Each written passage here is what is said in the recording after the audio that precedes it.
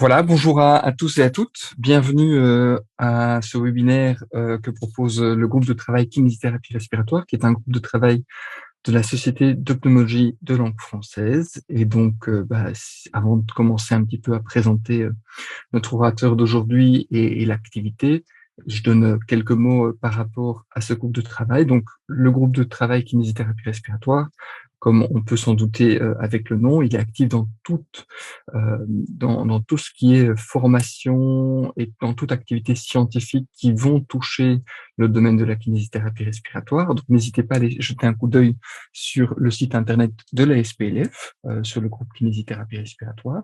Et une des missions de ce groupe kinésithérapie respiratoire est aussi de proposer diverses activités à destination des kinésithérapeutes de terrain, et ce compris du coup le webinaire de ce soir. Si jamais vous êtes vraiment intéressé par la kinésithérapie respiratoire et que vous faites ça régulièrement, et en particulier que vous travaillez sur le territoire français, n'hésitez pas à vous affilier et peut-être à vous rendre comme membre effectif de ce groupe de travail, puisqu'on a toujours besoin de pouvoir collaborer avec différentes personnes pour pouvoir un petit peu façonner la kinésithérapie respiratoire de demain et pouvoir distiller un petit peu tout ce qu'on sait de manière efficace sur le territoire français. Je parle du territoire français puisque la SPLF est la société savante de la pneumologie en France. Il existe un équivalent. Moi, je suis belge en Belgique, mais je ne peux pas m'affilier euh, au groupe KR, par exemple, en tant que membre effectif. Ça, c'est pour la petite parenthèse. Donc, Fabien Latier est un jeune kinésithérapeute. Il a accepté le défi de nous présenter l'entraînement des muscles inspiratoires en périopératoire chez le patient opéré thoracique, et je le remercie d'avance pour cela. Pour te présenter un petit peu, Fabien, et tu me corrigeras si jamais je me trompe, mais donc ça fait depuis 3 ans maintenant que tu travailles au clinique universitaire Saint-Luc. Tu étais diplômé à l'Université catholique de Louvain, et du coup il y a 3 ans, puisque juste après être diplômé, tu as commencé à travailler dans cet hôpital universitaire. Et pendant 3 ans, tu as principalement travaillé en chirurgie cardiaque avant de faire un petit bébé dans le dos, puisque tu as décidé de changer de domaine et de travailler maintenant en soins intensifs en cardiovasculaire. Et donc, c'est parfait puisque la thématique est particulièrement prête pour ton activité clinique de maintenant. Donc, je crois que tu es l'expert idoine pour ce sujet. Ce soir, on va parler un petit peu de l'entraînement des muscles inspiratoires dans le domaine un peu particulier de la chirurgie et principalement la chirurgie thoracique. Quand est-ce qu'on va commencer à parler en fait d'entraînement des muscles spécifiques inspiratoires? On a déjà entendu parler un peu de ça dans la littérature, dans les maladies obstructives comme la BPCO, etc., dans les maladies restrictives. Et puis, on a vraiment un aparté de cette chirurgie thoracique où on a une littérature spécifique là-dessus. Alors, globalement, on va commencer à parler d'entraînement des muscles inspiratoires quand on a un déséquilibre entre la demande respiratoire et la capacité neuromusculaire du patient à subvenir à cette demande. On a du coup, avec ce déséquilibre, une dysfonction musculaire respiratoire, et cette dysfonction, elle va dépendre de plusieurs choses. Elle peut dépendre de troubles de l'hémastose, elle peut être causée par de la dénutrition, par l'âge, par de l'inactivité, parfois dans le cadre de certaines médications comme des corticostéroïdes. La ventilation mécanique prolongée dont on parlera tout à l'heure, qui peut altérer la force du diaphragme, également des déformations de la cage thoracique comme les scolioses excessives, mais aussi du coup la chirurgie thoracique qui compte un petit peu comme une déformation par cette ouverture sternale ou par thoracotomie, etc., etc. Nous, je ne vais pas m'aventurer dans les maladies obstructives et restrictives parce que ça rendrait cette présentation beaucoup, beaucoup plus longue. On va se focaliser un petit peu sur la chirurgie thoracique. Et la chirurgie thoracique, la principale chose qu'on veut éviter quand on se fait opérer du cœur ou du poumon ou autre au niveau thoracique, c'est qu'on veut éviter des complications. Alors, les complications cardiaques et les complications pulmonaires post-opératoires, elles dépendent de plusieurs facteurs qui tournent autour de cette chirurgie. Déjà, il y a le type de chirurgie. Est-ce que c'est une chirurgie une chirurgie cardiaque, une chirurgie pulmonaire? Ça va dépendre également de l'abord chirurgical que le chirurgien va choisir. Une sternotomie n'est pas la même chose qu'une thoracotomie, il y a des mini-thoracotomies. Maintenant, avec les techniques actuelles, on est de moins en moins invasif, mais on a quand même encore, dans la majorité des cas, une ouverture totale du sternum ou du thorax qui peut encore poser vraiment problème. Ce qui va jouer aussi, c'est au niveau de l'anesthésie, au niveau du type de sédation utilisée. On sait que, par exemple, les curares provoquent plus de problèmes respiratoires en post-opératoire que les anesthésies utilisées aujourd'hui. Donc, ça peut également être un facteur. Alors, un des gros facteurs qui peut poser problème, c'est la ventilation mécanique post-opératoire. Généralement, quand tout se passe bien, une opération du cœur classique, on reste sous ventilation pendant quelques heures. Dès qu'il y a une petite complication ou quoi, ce temps peut augmenter, parfois jusqu'à plusieurs jours ou plusieurs semaines. À partir de 18 heures de ventilation mécanique, on voit qu'on a déjà un début d'atrophie au niveau du diaphragme et qui, du coup, va nous causer un problème respiratoire. Le temps de l'opération, évidemment, qui est quand même assez lié à la ventilation mécanique aussi, mais au temps d'ouverture du thorax, etc. Et puis, bien sûr, il y a toutes les caractéristiques qui sont propres aux patients. On sait, par exemple, que les facteurs de risque assez communs, c'est par rapport aux patients, c'est quand l'âge est au-dessus de 60 ans, au niveau des comorbidités, comme les patients BPCO, si le patient fume, au niveau de l'alcool, au niveau de la dépendance fonctionnelle préopératoire, au niveau du poids aussi. Un bon exemple de tout ça, c'est par exemple un pontage des coronaires. On va principalement aller viser de prendre les artères mammaires. Les artères mammaires, ça participe à la vascularisation des muscles respiratoires. Et donc, avec une moins bonne vascularisation, on peut imaginer que l'utilisation musculaire soit impactée. Le problème aussi de toutes ces chirurgies, c'est quand même, au niveau des abords chirurgicaux, c'est la douleur. On sait que la sédation plus de la douleur, ça donne de l'hypoventilation. Dans certains types de chirurgie thoracique, on va utiliser aussi le grand froid, qui est en fait de refroidir le corps à une température vraiment plus basse pour essayer d'éviter les complications qui peuvent causer des lésions du nerf phrénique et donc du coup avoir une atteinte sur le diaphragme. Et puis dans ce type d'opération, on se retrouve aussi surtout avec des drains thoraciques en post-opératoire qui causent de la douleur, qui gênent l'inspiration et donc qui créent une hypoventilation post-opératoire. Tout ça participe à la création de complications pulmonaires et cardiaques post-opératoires. Alors, ces complications, je vous ai mis une petite liste qui est évidemment non exhaustive, donc des atelectasies, des pneumonies, bronchospasmes, etc., etc. Tout ça va avoir un impact sur le patient au niveau de son temps d'hospitalisation, au niveau des coûts hospitaliers et évidemment sur la mortalité. Ces complications, elles vont demander une réaction de l'équipe de soins et donc de notre intervention en tant que kinésithérapeute, où on va proposer un traitement post-opératoire, évidemment, comportant de la kiné respiratoire, de la mobilisation précoce, et du coup, on va parler un petit peu de cette troisième petite bulle de l'entraînement spécifique des muscles respiratoires.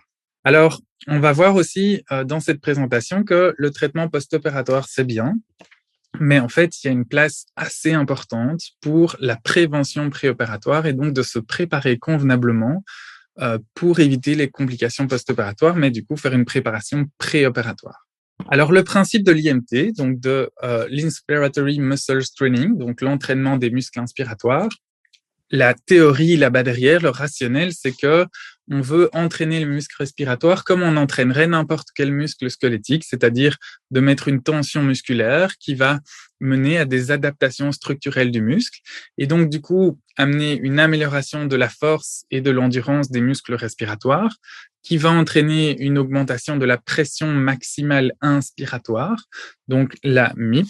La MIP, c'est un paramètre respiratoire qu'on peut mesurer assez facilement. On va demander au patient d'inspirer avec la plus grande force possible et on va mesurer cette pression maximale à la bouche qui va représenter la force musculaire des muscles respiratoires. Pour vous donner un peu un exemple, on a une étude ici qui nous avait calculé qu'après une opération d'une valve cardiaque, peu importe laquelle, on perd presque 62% de la MIP après une semaine.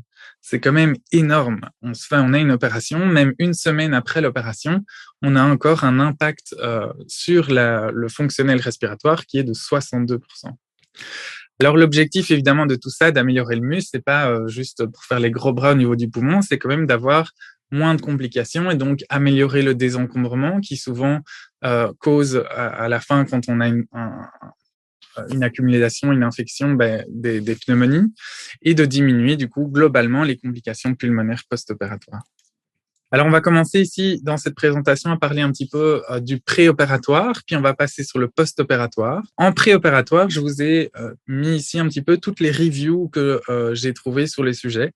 Vous voyez qu'il y en a quand même vraiment pas mal. Ici, ce n'est que des revues systématiques. Il y a, qui sont sorties ces dernières années. Je crois que la plus ancienne date de 2015.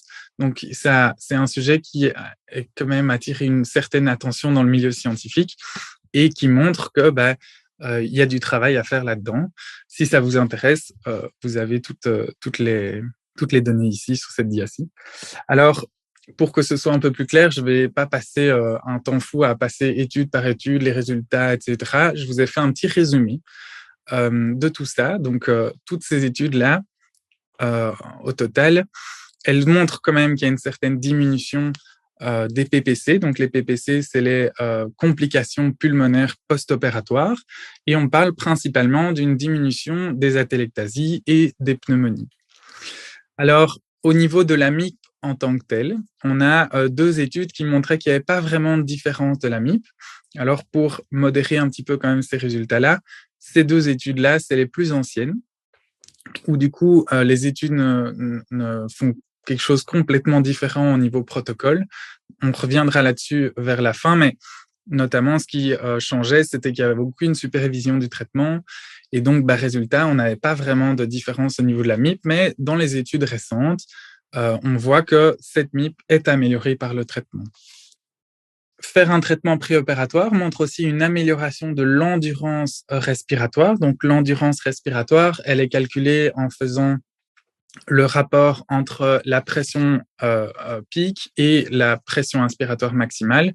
Et on voyait qu'il y avait une amélioration de presque 8% de ce rapport, ce qui est quand même pas négligeable. On a une augmentation aussi au niveau de la spirométrie, au niveau des paramètres du VEMS et de la CVF.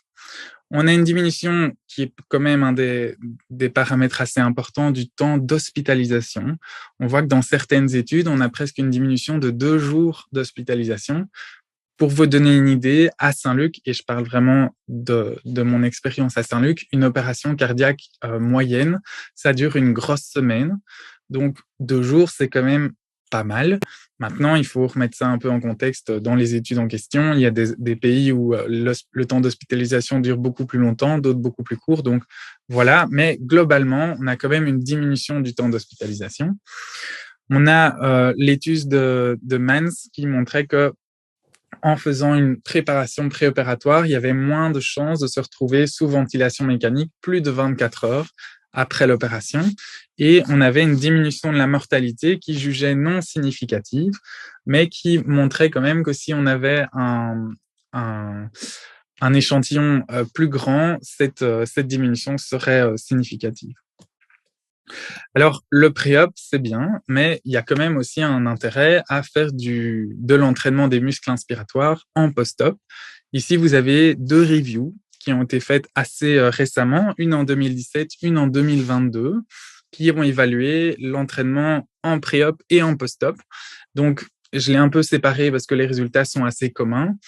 On voyait qu'il y avait une amélioration de cette MIC quand même de presque 17 cm d'eau, une amélioration de l'endurance respiratoire qui était aussi aux alentours de 8%, parce qu'au final, il reprenait le même article que précédemment, une diminution de la durée d'hospitalisation, une diminution de la spirométrie, une diminution des risques de complications pulmonaires. Bref, ils disent quand même assez la même chose, ce qui est assez positif. La dernière étude de 2022, elle reprenait aussi la combinaison de l'entraînement des muscles inspiratoires avec la revalidation pulmonaire, puisque ici, c'était une review sur les patients qui avaient une opération du poumon. Et donc, on avait une amélioration de la force des muscles respiratoires, mais aussi une amélioration de l'activité physique par rapport à un groupe où il y avait que de la reva ou un groupe où il y avait rien. Que ça pouvait augmenter la fonction pulmonaire, mais que tous les paramètres n'étaient pas si significatifs. Par contre, on n'avait pas d'amélioration de la capacité d'exercice, donc de la VO2 max ou de la qualité de vie lorsqu'il y avait que l'IMT, ce qui au final est assez logique. Alors, en post-opératoire, il n'existe pas actuellement, ou en tout cas à ma connaissance, de review récente qui reprend uniquement le post-opératoire thoracique. Donc, je vous ai sorti ici 6 RCT assez récentes, donc dans les dernières années. La plus ancienne date de 2019, qui sont toutes caractérisées par quelque chose, que ce soit la combinaison avec de la REVA, que ce soit en termes de protocole, mais on reviendra là-dessus après. Mais globalement, elles sont quand même assez toutes positives sur l'IMT. Et donc, j'ai séparé ça en deux parties. On avait 3 RCT qui parlaient de l'opération pulmonaire, où on avait une amélioration de la MIP. Alors, les études varient un petit peu, hein. Il y en a certaines qui montraient une amélioration de 13 de moyenne, d'autres 11. On avait une augmentation des volumes pulmonaires, une amélioration de l'état fonctionnel via le 6 minutes test, qui montrait quand même une différence de 85 mètres carrés, ce qui est au-dessus du MCID dans les opérations, dans les cancers pulmonaires. On avait une diminution de la durée d'hospitalisation, une amélioration de la MEP. Donc la MEP, c'est la pression maximale expiratoire, parce que certaines études combinaient l'entraînement des muscles inspiratoires avec l'entraînement des muscles expiratoires. Et dans l'étude qui combinait avec la revalidation, on avait une amélioration de la capacité d'exercice. Pour le post-opératoire cardiaque, donc les 3 études cardiaques, on avait aussi une amélioration de la spirométrie, une amélioration de la MIP, une amélioration du 6 minutes test. Alors, il y avait une des 3 études qui n'avait pas de différence pour ces 3 paramètres, mais qui par contre montrait une amélioration du taux d'atelectasie et des pneumonies, toujours une amélioration de la durée d'hospitalisation. Et dans cette 3e étude-là de 2019, on est vers un retour aux normes calculées en pré-op après 4 semaines dans le groupe INT, ce qui n'était pas du tout le cas pour le groupe contrôle. Alors, ces variations de résultats, elles sont dues principalement à une différence de protocole. Pour vous donner un petit peu une idée, l'étude de Cordero, donc l'étude numéro 2 qui montrait qu'il n'y avait pas de différence pour la MIP et la MEP, c'était une étude qui montrait que on prenait 40% de la MIP, on travaillait là-dessus, on faisait 3 sets de 15 répétitions, si je dis pas de bêtises, 2 fois par jour, et puis après on réévaluait la MIP tous les 5 jours, mais on gardait ces 40%.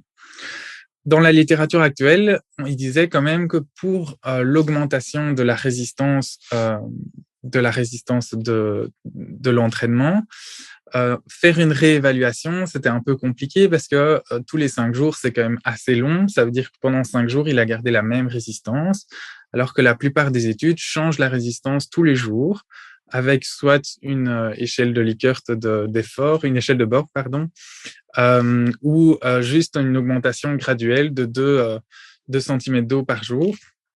Mais c'est quand même l'étude avec une augmentation de la résistance la plus lente qui pourrait peut-être expliquer cette différence de résultats. Alors, parlons un petit peu de la spécificité des soins intensifs, parce que tous ces patients opérés au niveau du thorax passent par les soins intensifs. C'est des patients qui ont quand même des risques assez importants de faire des complications et donc de passer beaucoup plus de temps sous ventilation mécanique quand c'est le cas. Alors ici, vous avez une review de 2019 qui est en fait un guide pratique pour les cliniciens aux soins intensifs pour utiliser l'IMT.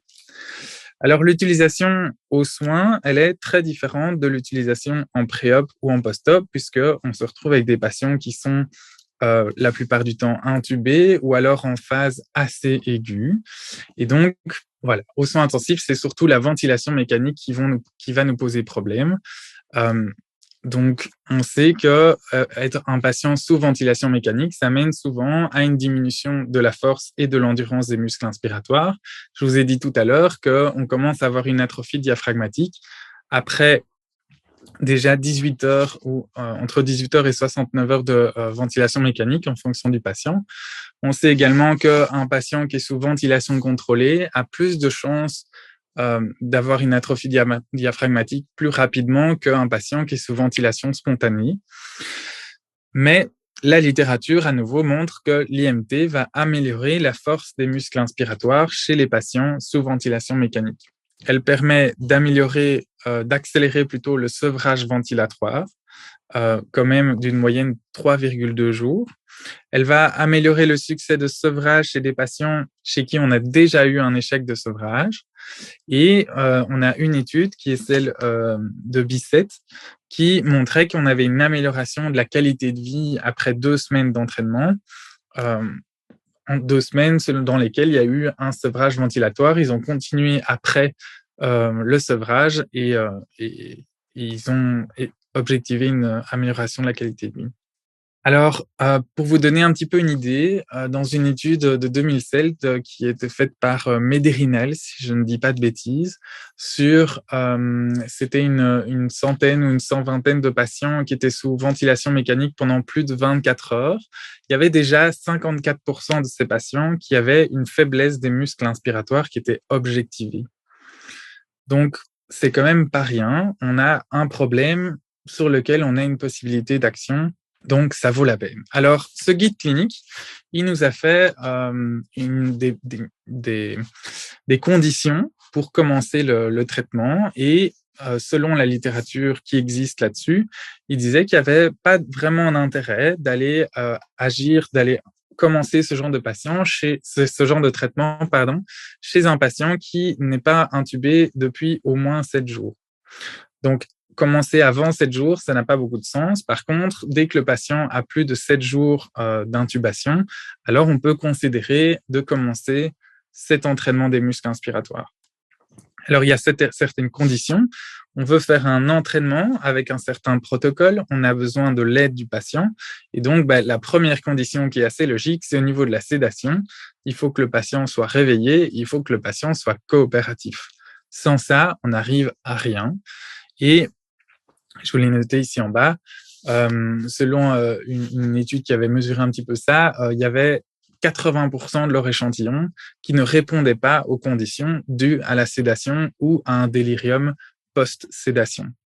Alors, lorsque le patient est ventilé, il est ventilé, ça veut dire qu'il a besoin de ce ventilateur, il n'est pas capable de s'en séparer et nous, quand on va travailler notre entraînement, on va devoir débrancher le patient pour le brancher à notre machine. Ça veut dire qu'il faut que le patient soit quand même capable d'être débranché de cette machine pendant le temps de l'entraînement, qui n'est pas très long, mais quand même, il faut pouvoir tenir. Et donc, ils ont mis une limite que les patients doivent avoir une PEP inférieure à 10 cm d'eau et une FiO2 inférieure à 60%, puisque lorsqu'on travaille avec l'IMT, on a difficilement de l'oxygène, même si certains montages peuvent être faits pour quand même donner de l'oxygène, mais voilà, c'est une précaution pour éviter d'avoir des problèmes après. Ils ont également mis une limite au respiratory rate, donc RR, c'est la fréquence respiratoire, d'avoir une fréquence respiratoire inférieure à 25 et d'être évidemment au ventilateur, avoir un trigger inspiratoire qui est spontané. Ça paraît logique. Lorsque le patient a été extubé, il y a toujours une indication de continuer ce traitement, mais de nouveau, il faut qu'il soit réveillé, il faut qu'il soit coopératif. Alors, ça paraît logique, mais en fait, c'est pas le cas de beaucoup. Il faut être capable de fermer la bouche correctement de manière scellée autour de l'embout. Sinon, il y a des fuites, c'est ce qui ne fonctionne pas. De nouveau, avoir une FiO2 en dessous de 60% et une fréquence respiratoire inférieure à 25. Ce guide clinique, il nous dit que si on respecte scrupuleusement ces conditions, il n'y a pas de risque d'atelectasie ou de désaturation chez ces patients. Alors, il faut évidemment aussi que le patient soit stable au niveau hémodynamique, puisqu'on va lui demander un effort au final. Et donc, si il est instable, on risque d'avoir une décompensation au niveau hémodynamique, ce qui n'est pas une très, très bonne chose. Ce n'est pas possible à faire chez des patients qui sont sous NO, puisqu'ils sont dépendants du NO. Et donc, c'est surtout chez des patients qui sont en échec de sevrage, ou lorsque ça fait vraiment longtemps qu'il est intubé. Je vous parlais, parce que j'oublie de le dire, mais au niveau hémodynamique, l'IMT, théoriquement, va créer un changement de la pression intrathoracique. Donc, ça peut altérer en fait le retour veineux. Mais on n'a pas beaucoup de data là-dessus. Mais on peut imaginer que chez un insuffisant cardiaque, par exemple, ça puisse poser un problème. Donc, voilà. Il est évident qu'on ne va pas commencer à commencer un traitement là-dessus, même s'il répond aux conditions, si le patient est en phase de détérioration aiguë, s'il a des douleurs aiguës, chez un patient qui est en soins palliatifs et qui n'a pas d'objectif curatif ou d'être sevré de ventilation. Donc, il faut quand même bien choisir les patients chez qui on va faire ça. Alors, je trouvais ça quand même sympa de le préciser. Ici, vous avez une petite étude qui a fait un questionnaire qui a été envoyé à des kinésithérapeutes qui travaillent aux soins intensifs. Et les résultats de ce questionnaire qui avait pour but de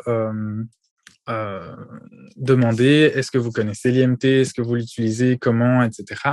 Eh ben, les résultats, c'est que l'IMT, c'est pas encore vraiment une pratique courante dans le monde, qu'on n'a que 60% qui utilisent l'IMT aux soins intensifs. Alors, ce chiffre est à prendre avec des pincettes aussi, parce que quand on leur posait la question « c'est quoi l'IMT pour vous ?», il y en a qui pensent que c'est de la spirométrie incitative ou que c'est de la respiration diaphragmatique. Là, on parle vraiment d'entraînement avec une résistance.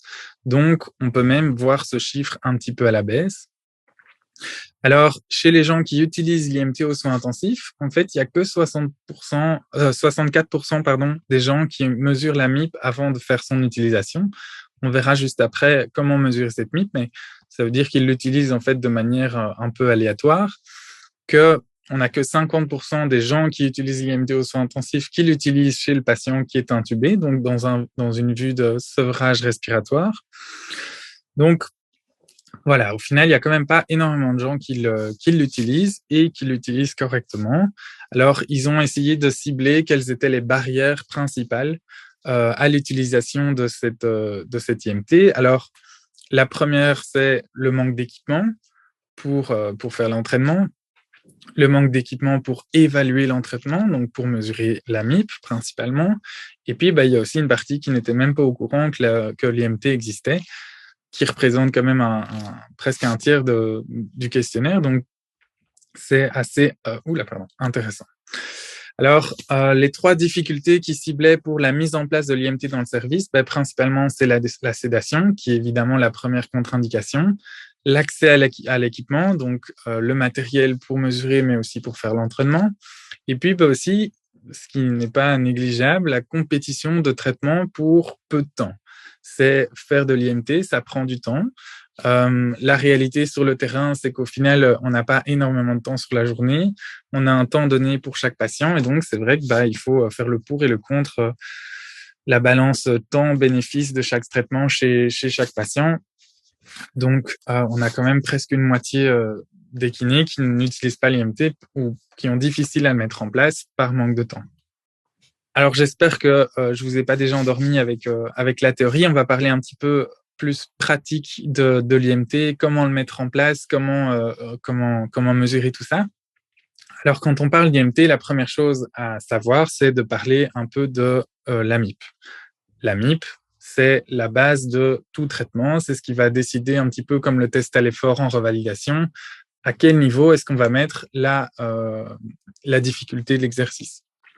Alors, pour ça, vous avez les deux petites machines que je vous ai mis sur ma dia ici, qui sont les deux principales, en tout cas que moi je connais. Il en existe sûrement d'autres, mais le premier en haut, c'est le micro-RPM. Le deuxième ici, c'est le Power Breath électronique, le KH1, qui sont capables de mesurer la MIP et donc de réaliser l'exercice. Je vous parlais des soins intensifs.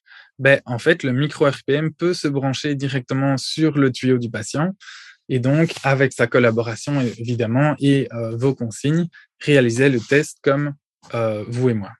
Alors, les consignes pour réaliser le test, ça paraît bête, mais ça doit être bien fait. Donc, on va demander au patient d'expirer jusqu'à son volume résiduel, donc au maximum. On va mettre la machine en bouche avec la bouche bien scellée et effectuer une inspiration maximale avec encouragement. je vous propose d'essayer une fois avec n'importe qui, même pas forcément un patient, de faire le test juste en lui donnant les consignes et puis après de le laisser faire tout seul, puis de le refaire juste après en l'encourageant à fond, en criant « Allez, allez, allez, on y va ». Ben, vous allez avoir un chiffre qui est quand même assez différent. Donc, l'encouragement est hyper important. Alors, on va effectuer 5 à 8 essais maximum. On va mettre un maximum à 8 parce que c'est un exercice qui est quand même fatigant. Donc, si vous en faites trop, vous allez avoir l'effet de fatigue qui s'installe et donc, au final, votre chiffre va diminuer. On va prendre évidemment la meilleure valeur des 3 essais consécutifs avec une reproductibilité qui est de moins de 10%. Et alors, il existe des normes de MIP qui existent, qui ont été calculées en 2000. Alors, je sais qu'il y a plusieurs normes qui existent. À ma connaissance, c'est celles-là qui sont le plus utilisées, mais vous verrez après, je vous ai mis aussi, il y a un petit calcul à faire en fonction de la taille et de l'âge. Mais voilà. Alors, on va dire que, en tout cas, c'est ce qui est mis dans la littérature, que si la Pimax est inférieure, donc la Pimax, c'est la MIP, est inférieure à 80%, on va considérer que le patient a un déficit des muscles inspiratoires. Alors, au niveau du matériel que vous pouvez utiliser, il en existe tout plein. Les principaux, en tout cas utilisés dans la littérature, c'est l'IMT Threshold, donc le premier que vous voyez en haut à droite. Le deuxième qu'on voit aussi beaucoup parce qu'il est fort utilisé chez les sportifs, c'est le Power Breath. Et puis, il existe pour le Power Breath une quantité des déclinaisons assez nombreuses, notamment électroniques, qui coûtent évidemment de plus en plus cher, mais ces 2 versions-là sont patientes uniques. Et donc, on a le threshold qui, évidemment, pour travailler en force et en endurance, ou sur lequel on peut mettre une résistance qui va de 7 à 41 cm d'eau. L'avantage de celui-là, c'est qu'il peut s'adapter sur le tube d'intubation, mais aussi sur le tube de trachéotomie. Par contre, on n'a pas de valve expiratoire, donc il est possible parfois avec le temps qu'il y ait de la vapeur d'eau qui s'accumule à l'intérieur et c'est quand même pas si facile à nettoyer, donc il faut rester assez prudent. Et au niveau hygiène aussi, voilà. On a le Power Breath qui a l'avantage de monter un peu plus haut dans les résistances et c'est aussi pour ça qu'il est utilisé chez les sportifs parce qu'on monte vraiment plus haut. Par contre, au final, chez un patient, 41 cm d'eau, s'il arrive à ça en étant à entre 30 et 50% de sa MIP, c'est qu'il a déjà une fameuse MIP et qu'il est peut-être pas nécessaire de faire un entraînement des muscles inspiratoires. L'avantage du Power Breath, c'est qu'il a une valve expiratoire qui permet d'éviter d'avoir de la condensation à l'intérieur de l'appareil. Et puis, je vous l'ai dit, il existe des versions électroniques qui ont toutes les fonctions possibles et imaginables. On peut le brancher sur un ordi, ça va en Bluetooth, ça vous permet de faire un feedback visuel, etc. Bref, ça, c'est en fonction de votre portefeuille aussi. Le dernier que je voulais quand même nommer, parce qu'il peut être intéressant, c'est le SpiroTiger qui ne permet pas de travailler en force, mais qui va travailler en endurance. Alors, le SpiroTiger, c'est un ballon, globalement, qu'on va gonfler et donc respirer avec un certain rythme. En gros, la machine met un métronome et on demande au patient d'inspirer, d'expirer en suivant ce rythme vraiment assez important. C'est un traitement qui a été utilisé beaucoup chez les patients obèses et donc chez les patients restrictifs. Il y a évidemment une valve capnique pour éviter l'hypercapnie. Et donc, on a une fréquence respiratoire qui est donnée. Ça, c'est le matériel. On a vu comment mesurer la MIP. On a vu quel type de matos on peut utiliser. Maintenant, comment est-ce qu'on l'utilise? Donc, au niveau des protocoles, le problème de l'IMT, c'est que dans la littérature, tout le monde a un peu fait à sa sauce. Donc, au début, on avait des résultats hyper variables parce que tout le monde faisait n'importe quoi. Et heureusement, en 2018 et déjà un peu en 2015, on a Kendall et Katsura qui ont commencé à mettre un peu des barrières. Et ce qui ressortait d'avoir le plus de résultats, en tout cas en préopératoire, c'était de commencer le plus tôt possible. Au plus on a un entraînement long, au plus on avait des bons résultats et ça commençait à partir de 2 semaines avant l'opération. Alors, ça pouvait monter plus haut, mais on reparlera un peu de ça dans les barrières, mais c'est pas toujours possible. Par contre, j'avais vu que je l'ai pu retrouver, donc je l'ai pas mis ici. J'ai peut-être pas assez cherché, vous allez me dire, mais j'avais trouvé une étude qui avait fait un protocole de 5 jours avant l'opération qui montrait des résultats plutôt probants, mais à ma connaissance, c'était la seule qui avait fait aussi court. ça vaut la peine de se renseigner un petit peu là-dessus ou de créer d'autres données. Mais voilà. Alors, au niveau de l'entraînement en tant que tel, il fallait que ce soit intensif, avec une résistance quand même plutôt élevée. Donc, on était à 15, c'est vraiment les plus faibles, mais c'est quand même souvent aux alentours de 30-40% de la MIP. C'était 30 minutes par jour, ce qui demandait quand même un certain nombre de répétitions, et tous les jours, si pas 6 fois par semaine. Souvent, les protocoles qui étaient un peu donnés comme consigne aux patients, c'était de faire 2 sessions sur la journée de 15 minutes, durant lesquelles on faisait 3 fois 30 répétitions.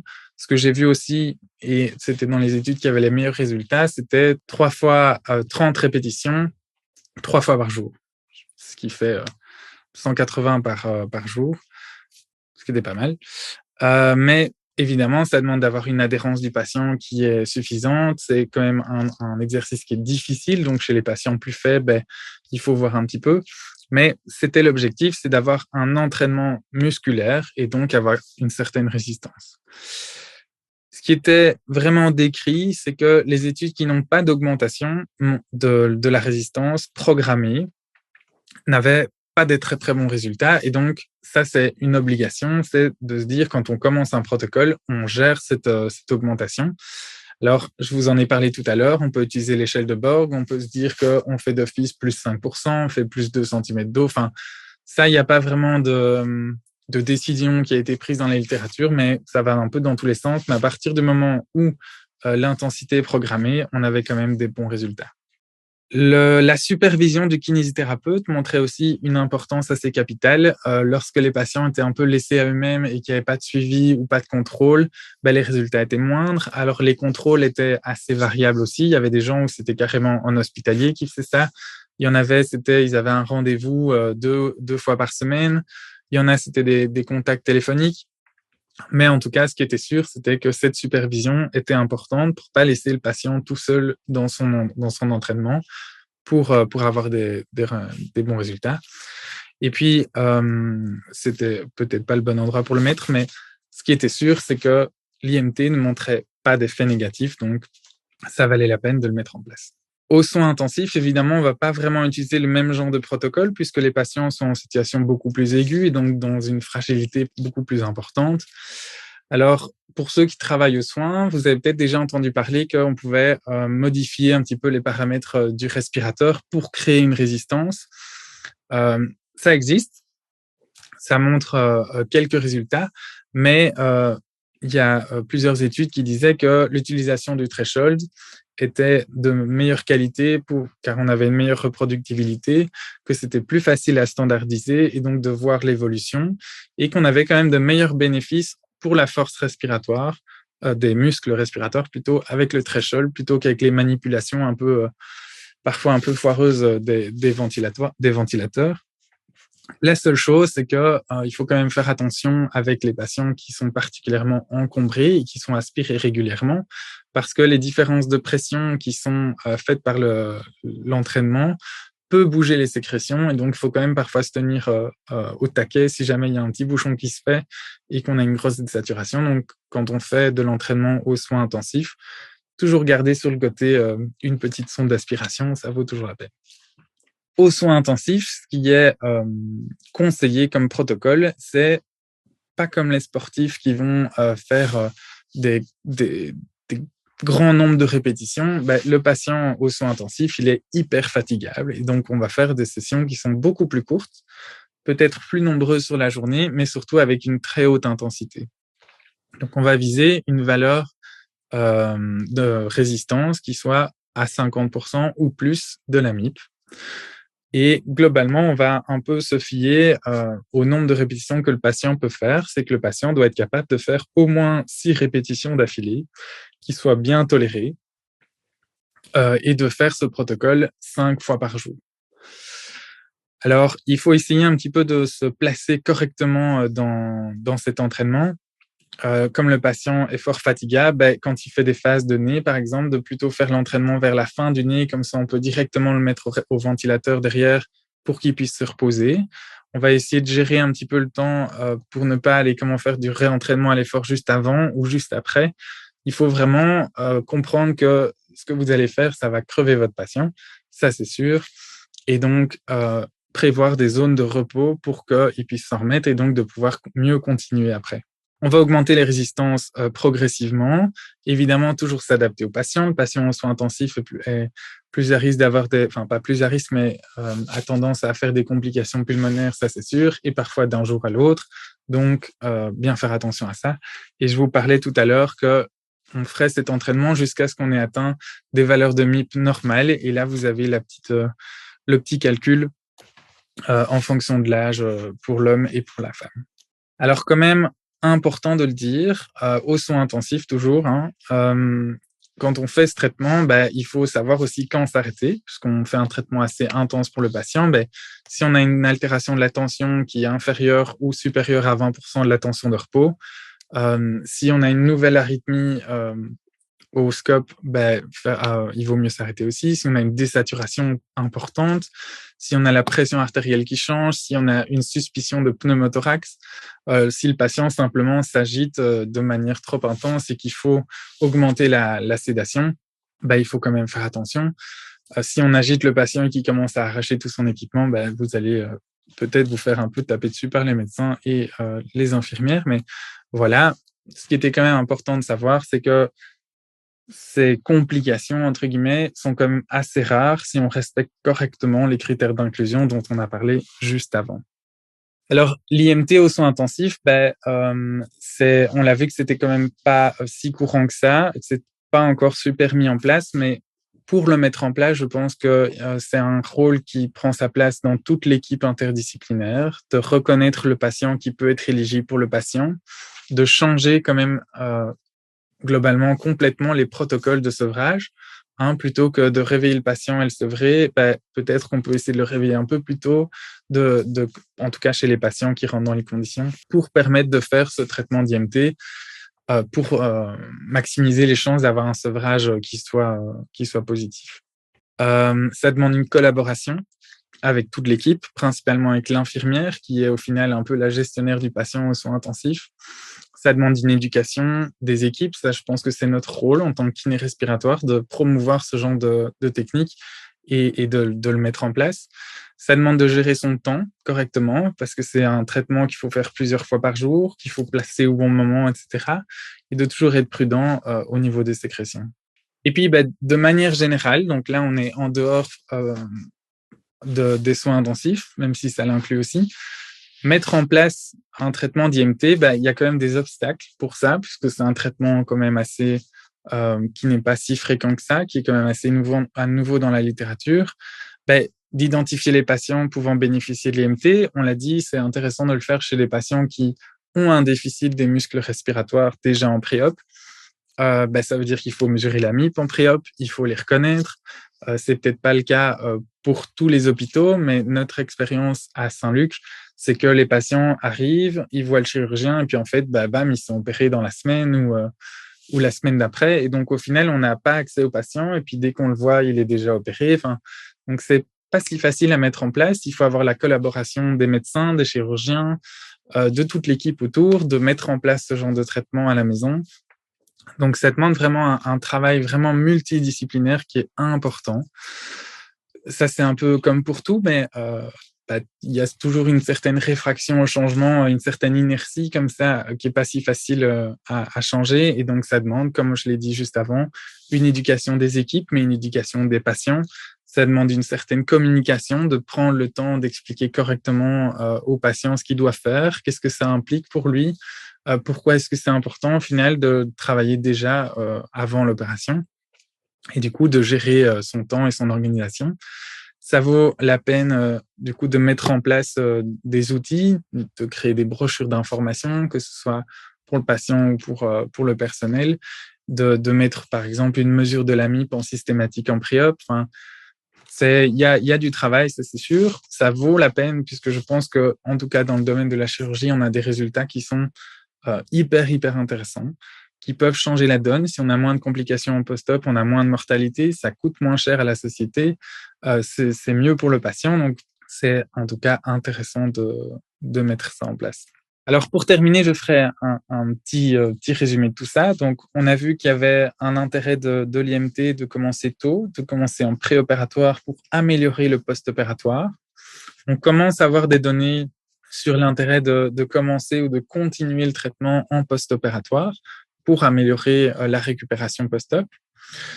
L'IMT, il ne faut pas oublier que ce n'est pas pour remplacer un traitement actuel ou le traitement conventionnel, c'est pour se combiner avec d'autres choses. En post-opératoire, c'est pas parce qu'on fait de l'IMT qu'il ne faut plus faire de revalidation pulmonaire, même en pré-op pulmonaire aussi. Donc, c'est à considérer comme un complément de traitement qui peut apporter un plus, qui est sans effet négatif, qui est quand même peu coûteux. Un IMT threshold, ça coûte aux alentours de 20-25 €, je crois. Un Power Breathe, ça coûte un peu plus cher, mais c'est maximum 30 balles. Donc, c'est pas fort coûteux pour le patient si ça peut lui améliorer son post-op. Et puis, il faut quand même travailler sur cette adhérence du patient, de mettre en place des outils pour l'accompagner, pour le superviser, pour que ça se passe comme on le souhaite. Et puis, il y a cette place quand même aux soins intensifs qui peut être intéressante à investiguer, de voir chez des patients chroniques qui n'évoluent pas, peut-être d'essayer de travailler là-dessus pour les sevrer plus facilement. Alors, la première question nous vient de Gladé. La question est à propos de l'entraînement des muscles inspirateurs. Il demande si c'est un entraînement qui est systématiquement en force ou en endurance parfois, ou comment ça marche exactement. Est-ce que c'est, en fait, dans ce que tu décrivais, on part toujours à entre 15 et 30% de la MIP. Est-ce que du coup c'est un entraînement que tu qualifierais de force, d'endurance? Est-ce que c'est comme ça qu'en tout cas c'est décrit dans la littérature? Est-ce que c'est systématiquement toujours fait de cette manière-là? Au niveau force-endurance, c'est pas toujours décrit, pour être tout à fait honnête. On part ici avec un travail quand même, en tout cas en préopératoire, aux alentours de 30-40% de la MIP, ce qui correspond plutôt à un entraînement d'endurance avec un nombre de répétitions assez élevé. Là où je parlerais plutôt d'entraînement en force, c'est plutôt comme en soins intensifs. On va prendre une MIP plus élevée, mais du coup, un nombre de répétitions plus bas. J'avais vu aussi, on parlait d'IMT chez des insuffisants cardiaques, donc hors opération, où là, il y avait plus d'intérêt à travailler vraiment en force plutôt qu'en endurance, parce que chez les maladies chroniques, c'était une différence en termes de perte musculaire où ça valait plus la peine de faire de la force que de l'endurance. Maintenant, voilà, je pense que pour être tout à fait honnête, je suis désolé, ça sonne tout le temps. Pour être tout à fait honnête, je pense pas qu'il y ait vraiment une si grosse différence de travailler en endurance ou en force. En tout cas, dans un patient qui va bien en préopératoire, hors soins intensifs du coup, mais il faut s'adapter au patient. S'il est capable de faire plus, on essaye de faire plus pour que c'est vraiment comme travailler ses muscles en salle muscu, quoi. Enfin, voilà. Mmh. Oui, et c'est vrai que, avant de prendre la question suivante, tu disais quand même c'est 30 minutes, si on peut faire 30 minutes, ça peut quand même en fait, la question qui me vient à l'esprit quand tu présentes ça, je me dis: «Mais waouh, ça c'est quand même énorme», mais ça veut dire que si on met 30 minutes, typiquement dans une charge de travail un peu classique ou dans une nomenclature qui te permet pas forcément toujours de faire, plus, en fait, qu'est-ce qu'il faut choisir entre, est-ce qu'il faut faire, est-ce qu'il faut privilégier l'IMT selon toi? Est-ce qu'il faut, si tu dois choisir, est-ce que tu dois plutôt privilégier un peu la revalidation pulmonaire, pardon, pas pulmonaire, mais la préhabilitation classique avec un renforcement des muscles périphériques, un entraînement en endurance? Ou alors est-ce qu'il faut faire une combinaison des deux, 15 minutes, 15 minutes? Ouais. C'est conséquent en fait. Ah oui, ça a conséquence, ça l'est, ça c'est sûr. Je crois que je dirais jamais qu'il faut privilégier l'IMT à la revalidation. Ça, je pense que c'est assez clair. Je pense qu'il faut considérer l'IMT comme un moyen en plus à mettre chez le patient. C'est conséquent, mais en même temps, dans le cadre de la chirurgie, je trouve que on a un peu cette carotte pour les patients qui ont un peu peur de leur chirurgie, etc. Et si ça peut aider à améliorer le post-op ou quand même dans les chirurgies thoraciques, les conséquences peuvent être hyper inconvénientes, quoi. On a des temps d'hospitalisation qui peuvent être super longs juste à cause d'une bête pneumonie. Donc, pourquoi pas, quoi. En fait, je sais que c'est long, ça c'est sûr, mais c'est quand même assez facile d'avoir cette adhérence du patient, en tout cas en pré-op, parce qu'il y a cette carotte que il y a quand même une grosse possibilité que ça aille mieux du coup. Donc, c'est 30 minutes, c'est vrai, mais 30 minutes sur une journée, bon, c'est pas non plus grand chose. C'est difficile au niveau respiratoire, mais c'est pour ceux qui ont déjà fait peut-être ce genre d'entraînement, ça n'impacte pas non plus le quotidien comme une séance de sport qui casse un peu tout le corps. C'est vraiment au niveau respiratoire sur le moment. C'est difficile, oui, mais après, voilà, on va bien. Et 30 minutes, c'est long, mais comme je le disais tout à l'heure, il y a énormément d'études qui ont splitté ces 30 minutes sur la journée, que ce soit en 2 ou en 3 périodes. Et donc, au final, c'est pas si difficile à faire sur une journée, quoi. Ouais. Alors, la question suivante, elle nous vient de Loïc David qui, en fait, il nous a présenté différentes études. Attends, je crois que la question fait partie du pré... Ah non, peut-être pas du pré. Donc, en gros, tu as présenté une série d'études qui sont plutôt, en tout cas, convaincantes. En tout cas, c'est ce que tu nous as montré, que tant en pré-op qu'en post-op, ça avait sa place. Et Loïc David nous sort une autre méta-analyse récente qui semble dire l'inverse. Je ne sais pas si tu la vois, donc c'est Early Activity in Mechanically Ventilated Patients, méta-analysis, qui est sortie en 2021. Alors, pendant qu'il l'écrivait, j'ai regardé pendant que tu parlais, je pense qu'elle est de 2022. Le premier auteur, c'est Clem. Est-ce que ça te dit quelque chose? Et si oui, qu'est-ce que tu en penses? Alors, je n'ai pas vu cette étude, je suis en train de lire l'abstract en ce moment. Alors, du Voilà, coup, j'ai j'ai pas regardé accès un au petit peu. test complet, mais En tout cas, j'ai regardé un petit peu, du coup, quand il parle de l'IMT, donc il parle de l'activité, de l'ambulation, etc., la mobilité, et il parle de l'IMT aussi un petit peu, donc je pense qu'ils ont inclus différentes choses, mais non que 3 études sur l'IMT, donc sans doute que c'était une question de critères d'inclusion qui diffèrent entre cette méta-analyse et les autres études. Sans doute que c'est une partie de la réponse, du coup, qui peut expliquer ces discordances entre plusieurs méta-analyses. Voilà. Mhm. Alors, parce que du coup, je trouve pas le texte complet, mais je regarderai ça à tête reposée.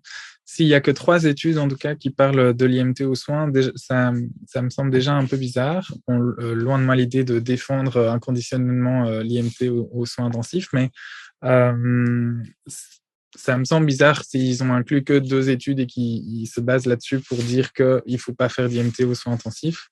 Parce que moi, les quelques études que j'ai lues était quand même plutôt positive. Après, je pense que c'est comme tout, hein, en fonction des paramètres qu'on utilise, Voilà. en fonction de tout ça, on peut avoir des résultats qui changent.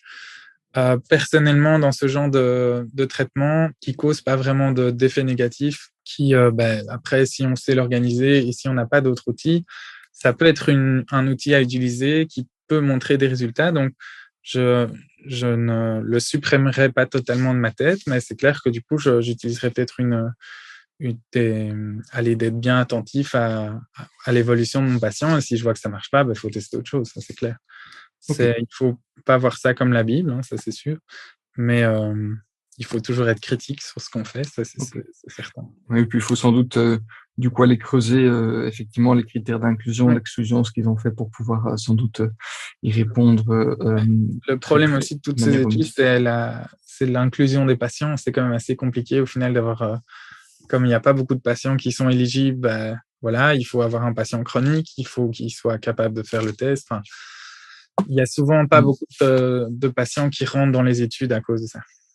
Alors, une autre question que je trouve, enfin, en tout cas, qui me parle beaucoup, puisque c'est une question que je me suis beaucoup posée, c'est tout ce qui est les chirurgies de pneumothorax, Mm-hmm. pleurodèse, pleurectomie. Est-ce que tu as vu des choses? Est-ce que ça, c'est quelque chose qui est faisable ou plutôt il faut plutôt se retenir? Alors, je me suis posé la question aussi. Moi, j'étais en mode, quand j'ai commencé à chercher les opérations pulmonaires, bof, bof, hein, on va créer une pression quand même assez importante qui peut causer un décollement de la plèvre. Et au final, il n'y a pas tellement d'effets négatifs qui sont reconnus dans la littérature, dans la chirurgie pulmonaire. Il y a même justement les revues thématiques qui disent que c'est plus intéressant de faire ça chez les patients pulmonaires que chez les patients cardiaques. On a des résultats plus importants. Donc, au final, pas vraiment. Après, si votre patient a un pneumothorax actif qui n'est pas drainé, je considérerais ça comme une contre-indication. mais comme à peu près tout au niveau respi. Donc, voilà. Mais s'il est drainé ou s'il a été opéré, je ne prendrai pas de problème tout en restant vraiment attentif à une éventuelle complication, ça c'est certain. Une question de une de tes collègues, de Charlotte Matt, qui demande si du coup tu as pu l'implémenter aux soins intensifs en post-op et sans doute derrière si tu as pu l'implémenter facilement ou pas. Comme tu le sais, ça fait pas si longtemps que je travaille aux soins intensifs, hein, donc j'ai pas encore eu beaucoup d'opportunités. Alors j'ai 3 patients actuellement où j'attends avec impatience qu'on diminue un peu leur aide ventilatoire pour le faire avec eux. Donc personnellement, moi, je ne l'ai pas encore mis en place aux soins intensifs. C'était justement en vue de ça que je me suis aussi lancé dans ce travail. C'était pour avoir tous les outils en main pour faire ça correctement. Mais j'ai un patient où je comptais justement essayer demain. Donc voilà, on verra demain. Ok, parfait. Une question d'un médecin de Florent Crime. Et du coup, c'est Florent Crime est un médecin du sport en réadaptation cardiaque et il travaille actuellement sur un projet de prise en charge des patients de cancéro-pulmonaire avec le CHU, donc le centre hospitalier universitaire. Et quel est le délai en heures ou en jours idéal entre une séance de réentraînement et une séance d'IMT? Donc une séance de réentraînement non IMT, Ok. périphérique, etc. et l'IMT. Donc, je vais supposer ici qu'on parle en REVA, donc en post-opératoire, bien après l'opération. Ben, je suis pas sûr qu'il y ait vraiment un délai en heures ou en jours à prendre en compte. C'est à partir de ce moment-là, on est quand même assez loin de l'opération. Donc, on peut faire un peu ce qu'on veut au final. Là, je pense que la revalidation doit être la REVA, et puis l'IMT, c'est un traitement qui peut être fait à la maison avec un contrôle du kiné ou du médecin qui voit régulièrement le patient, de voir un petit peu comment ça se passe, éventuellement de créer un tableau dans lequel le patient note les séances qu'il a fait, de voir un petit peu ce qu'il a ressenti à ce moment-là, etc. Mais je pense que du coup, ça peut être intéressant de le mettre en route en combinaison avec une revalidation. En tout cas, dans les études qui parlaient de cette combinaison, ils n'ont pas spécifié le traitement a été fait 2 heures après la reva ou voilà, c'était pas fait en même temps, ça non. Je pense qu'à ce niveau-là, il n'y a pas vraiment de règles. C'est juste l'intensité doit être là. Alors, une autre question de Loïc David, nous avait déjà posé une question. Et bonne chance, parce que moi, en tout cas, je connais pas ça. Alors, l'IMT, je te la lis ce qu'il écrit. L'IMT assisté électroniquement avec un appareil de charge résistive à flux conique a-t-il un intérêt par rapport à l'IMT effectué avec une valve résistance type threshold classique? Ah oui, alors je crois que c'est peut-être Ouais, c'est oui, d'accord, c'est le PowerBreath KH2 ouais, versus. Ok. Donc, est-ce que une résistance avec débit dépendant finalement est-elle différente d'une résistance à seuil fixe? alors, je vais répondre assez simplement. J'en ai aucune idée. Dans toutes les études que j'ai lues, c'était un IMT threshold ou un Power Breath Medic. J'ai rarement lu quelque chose sur le KH1, sauf pour mesurer la MIP. J'ai jamais non plus mis la main sur un Power Breeze Cache 1, malgré mon envie, quand même. Voilà. Donc, je saurais pas dire. J'ai pas de données là-dessus et j'ai pas d'expérience non plus. Donc, ça, malheureusement, je ne saurais pas répondre. Alors, on a encore une autre question. À partir de quand décide-t-on de stopper l'entraînement des muscles inspiratoires? Entre autres, comment décide-t-on que l'on est arrivé aux capacités maximales du patient?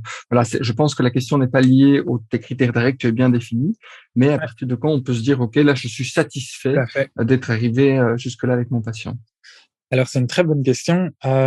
C'est quelque chose qui n'est pas encore très clair. Ce qui est hypothétisé, oui, ouais, soit, par les auteurs, en tout cas, c'est le retour à la MIP pré-op. Hein, comme ça, on a récupéré l'impact de la chirurgie. Il y en a qui ont mis un temps de traitement défini. Il y en a qui ont fait 4 semaines, il y en a qui ont fait 6 semaines, 8 semaines, 12 semaines, et puis ils ont arrêté. On peut aussi essayer d'imaginer le retour aux valeurs normales, mais ça correspondrait peut-être pas à des patients qui ont une situation chronique pré-op déjà, qui aurait impacté déjà leur MIP. Donc, j'ai pas une réponse claire à donner. Je pense que la plus logique, ce serait d'atteindre au moins celle pré-op pour être sûr d'avoir récupéré l'impact de la chirurgie. Maintenant, si en pré-op, c'est déjà bien pas ouf, alors pourquoi pas essayer d'aller un peu plus loin. Mais voilà, ça peut prendre 2, 4, 6, 8 semaines, ça dépend vraiment du patient. Après, ce traitement, une fois qu'il est mis en place, ça demande juste une supervision, mais tous les patients post-op sont vus par un kiné normalement, j'espère, qui vont tous voir leur kiné. Donc, parfois, juste poser la question, comment ça se passe, est-ce qu'au niveau résistance, c'est bon, etc. Refaire éventuellement ce test de MIP de temps en temps pour voir où on en est, faire une réévaluation du traitement. Mais ça ne demande pas un temps assez important une fois que le traitement est lancé en séance avec le patient. Donc, voilà, juste faire cette petite supervision pour voir où on en est et continuer, quoi. Ou s'arrêter. En fait, tu as présenté deux données à un moment donné que j'ai trouvé en tout cas contradictoires, mais j'ai peut-être pas tout bien compris, donc j'en suis désolé et n'hésite pas à me corriger. Mais tu as parlé de l'étude de Clément Médrinal, qui disait que en fait, au bout de 24 heures, on avait déjà une perte de la force des muscles inspiratoires chez 50% des patients, avérée. Et Ouais. puis, je pense quelques dias après ou quelques minutes après, tu dis finalement, en fait, si le guide de bonne pratique clinique dit, en fait, ça n'a pas d'intérêt de le faire dès le début, ça a plutôt de l'intérêt de le faire chez les patients qui sont plus de 7 jours sous ventilation mécanique. Alors, comment est-ce que en tant que clinicien, pragmatiquement, on combine ces deux données-là et on se dit, OK, ce patient-là, je dois commencer précocement chez lui ou pas? Alors, ici, attention que tu mélanges juste deux petites choses. C'est que l'étude de Médrinel, elle se base sur des patients opérés du cœur une semaine après l'opération. Il y a encore une gêne. Quand je parlais dans le guide clinique de faire pas avant 7 jours, c'est chez des patients qui sont intubés sous ventilation mécanique et quand tu as un but d'essayer de sevrer cette respiration. Donc oui, effectivement, on va avoir un impact une semaine après sur les muscles respiratoires, mais ici, c'est vraiment juste dans le but de sevrage. Il n'y a pas beaucoup d'intérêt d'y aller déjà dans les 7 premiers jours parce qu'au final, ça n'améliore pas suffisamment, ou en tout cas de manière non significative, le temps de sevrage. Tu vois, c'est vraiment juste sur cette donnée de sevrage qu'ils jugent que ça ne sert à rien de faire ça avant 7 jours. Et aussi sûrement qu'en fait, avant 7 jours, soit il va être sevré rapidement, soit en fait, c'est qu'il est encore en phase aiguë et qu'il a sûrement qui ne correspond pas aux données. Vraiment deux choses. C'est un truc plus général et un truc plus spécifique pour les patients intubés. Merci. Effectivement, merci d'avoir éclairci ce point. Et une question encore de Dorian qui demande si ça a du sens. Donc finalement, tu as dit, en fait, on a plutôt parlé de l'entraînement séquentiel, d'abord l'IMT ou après l'IMT, et puis avant ou après le réentraînement des muscles périphériques, l'endurance. Est-ce qu'il y a du sens d'essayer de combiner, c'est-à-dire de faire le renforcement des muscles périphériques tout en imposant une charge, une résistance inspiratoire? Alors ça, c'est une super question que je me suis moi-même posée à un congrès il n'y a pas si longtemps. C'est hyper intéressant dans le sens où l'IMT plus le renforcement musculaire dans le domaine sportif, donc parce que l'IMT est très fort utilisé chez les sportifs, montre des résultats importants. Et donc, j'avais assisté à une présentation, c'était au congrès ventilation à Bruxelles, j'ai oublié son prénom, je m'excuse s'il est là ou s'il m'entend, qui présentait justement ça, que l'IMT combiné avec l'exercice actif montrait des meilleurs résultats que l'exercice actif tout seul. Et donc, je m'étais dit, en fait, pourquoi est-ce qu'on ne ferait pas ça avec la patient? Et j'en ai discuté avec plusieurs de mes collègues. Ce qui ressort quand même, c'est que la différence, c'est qu'on a un sportif de haut niveau et un patient qui est faible, qui vient d'être opéré. Et donc, ça reste, en faisant son effort, il est déjà essoufflé, il est déjà fatigué, etc. Et donc, lui rajouter en plus une résistance, c'est quand même un peu sadique, peut-être, mais il n'y a pas de données. Il n'y a personne qui a en tout cas encore testé ça, donc pourquoi pas. Maintenant, c'est vrai que je vois ça peut-être d'un œil un peu plus prudent, dans le sens où ils sont déjà à moitié HS quand ils font leur revalidation. Donc. Juste pour ma complète compréhension, tu as parlé à un moment donné de toutes les études pré-op. Et je voulais juste être sûr que j'ai bien compris. Les études qui montrent que l'IMT en pré-op, c'est utile, elles ont fait que de l'IMT? C'est IMT versus rien? Alors, principalement, pour le pré-op, oui, quasi. Ok. Ah oui, donc c'est vraiment un argument assez impressionnant en disant, en fait, il faut faire ça, quoi. Ouais, alors que je dise pas de bêtises, hein, je vérifie. Cardiaque. Il y a peut-être juste celle de. Quand on a présenté six Non, sept, c'est si toute. tu me dis qu'il y en a 5 ou 6 Ouais, oui. sur les 7 qui dit ça, c'est En quand fait, même c'est toutes des convaincant. études qui soit parlaient de la chirurgie cardiaque, soit des chirurgies en général. Et de ce que je me souviens, j'espère que je dis pas de bêtises, mais ça reprenait que de l'IMT en pré-op, ouais. Okay. La seule particularité, c'est peut-être pour la chirurgie pulmonaire où, dans la pratique courante, on fait de la revalidation pulmonaire en pré-op. Et là, je pense que c'est le cas de une des deux études, celle de Young, qui faisait du pré-op mais aussi du post-op, et où là, c'était combiné avec la revalidation pré-op et post-op. Ok. D'ailleurs, là, du coup, on avait une amélioration sur la capacité d'exercice, si je dis pas de bêtises. Non, c'est l'amélioration de l'activité physique. Il y a de nouveau 2 questions qui sont apparues. Je vais peut-être prendre la dernière parce que je crois qu'elle rebondit sur cette histoire de combinaison résistance inspiratoire, résistance des muscles périphériques. La question, c'est est-ce qu'on peut combiner en pré-op ou pas? Je sais pas si ça, tu avais déjà un peu répondu à cela ou pas avant. Du coup, Donc en pré-op, en fait, vraiment, est-ce que en pré-op, combiné avec la REVA, ouais, je pense que c'est la même réponse. même type, ouais. Pourquoi pas? Maintenant, en tout cas dans la pratique à Saint-Luc, on fait pas de revalidation cardiaque pré-op, ce qui, je pense, n'est pas une très très bonne idée pour des coronaires. En valve, il y a un peu de données dans la littérature sur le pré-op en REVA pour les valves. Donc pourquoi pas? C'est pas une mauvaise idée. Si on peut mettre le patient à l'effort et qui fait de la REVA pré-op, alors oui, pourquoi pas rajouter de l'IMT en plus. Après, toujours dans cette valeur de il faut cibler un peu les patients. Je pense que le faire en systématique, c'est pas utile. Après, s'il fait de la REVA, normalement, c'est qu'il a une fonction respiratoire qui est impactée. Donc, il y a l'intérêt d'aller mettre de l'IMT. Et c'est d'ailleurs un des objectifs que nous, on a, c'était de rajouter l'IMT dans les pré-op pulmonaires et du coup de combiner ça avec la revalidation pulmonaire pré-op. D'accord. La question, il précise que la question portait sur la cancérologie pulmonaire.